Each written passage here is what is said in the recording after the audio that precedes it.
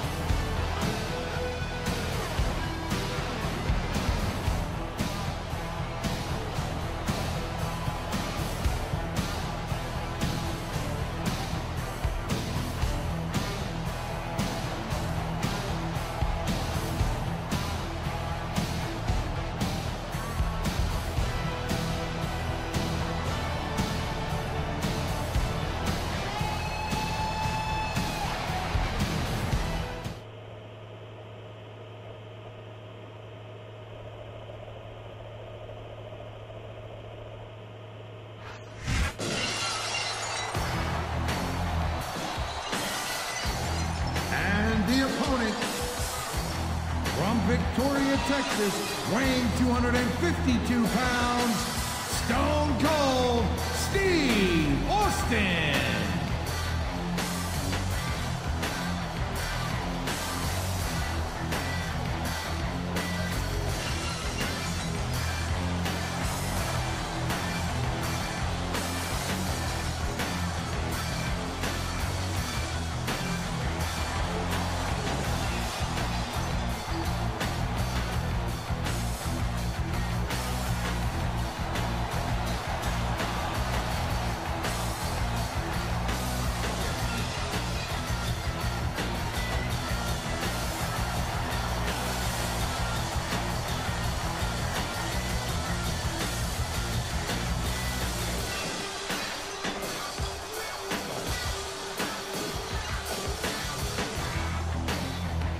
Sold-out crowd is on its feet tonight here in St. Louis, Missouri.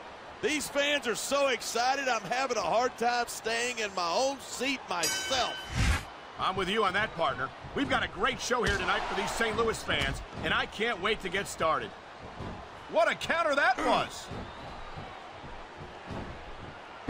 You feel like a jerk when someone counters you like that.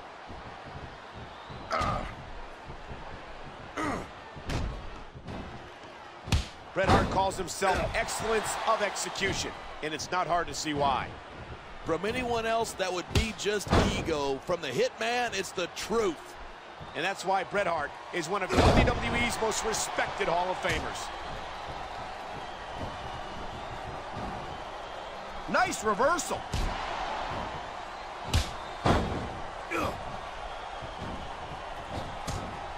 It doesn't look like Stone Cold's transition to Hollywood has softened him up any. If anything, he looks even tougher than ever, and that's saying something.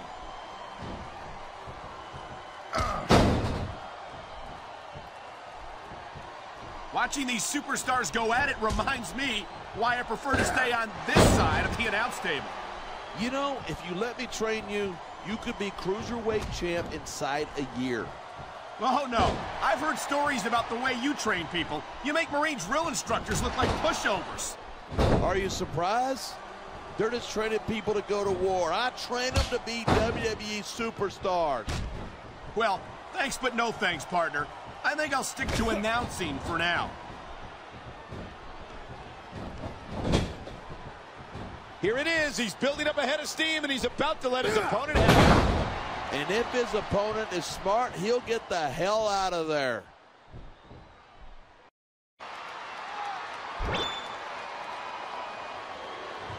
I don't think anyone in this match has even considered that they might not walk out the winner.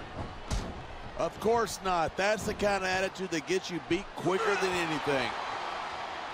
And that's something I don't think people realize. He's got the legs, and you know what's coming next. I sure do. Sharpshooter, talk about your excellence of execution. Oh, man, these WWE fans are fired up. They sure are, and you know that's going to have an effect on this match.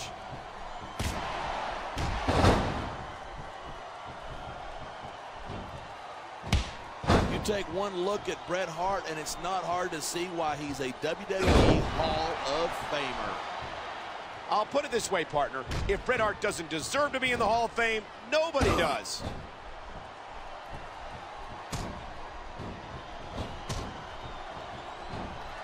You look at Stone Cold Steve Austin, and you're looking at a man who's seen it all and done it all. You're absolutely... He's got that leg. He's going for it. And he's got it. The sharpshooter is locked in. Rope break.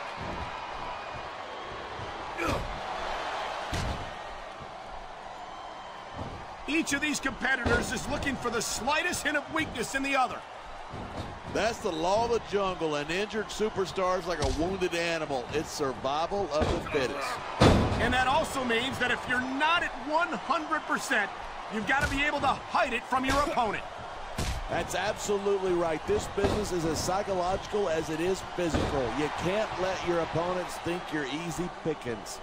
Well, I wouldn't consider any of these superstars to be easy pickings, no matter how beaten up they get.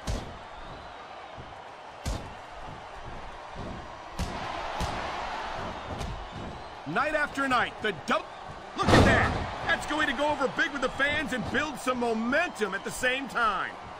You got to watch out for your opponent when they're getting fired up like this.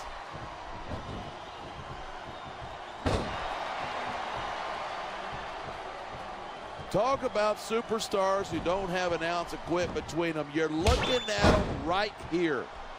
And that's a potentially dangerous mindset to be in. If you're too proud to realize that you're in trouble, you might wind up risking your career for a single match. Hey, you got to be in there every single match and be willing to do whatever it takes. You know that if you actually ever step between those ropes. I don't have to have been in a match to realize that jeopardizing my future for the sake of one match is incredibly short-sighted. You know, I'm going to replace you with somebody who actually knows what they're talking about. Maybe Carlito. He might be a little tough to understand sometimes, but at least he knows what it's like to wrestle a match.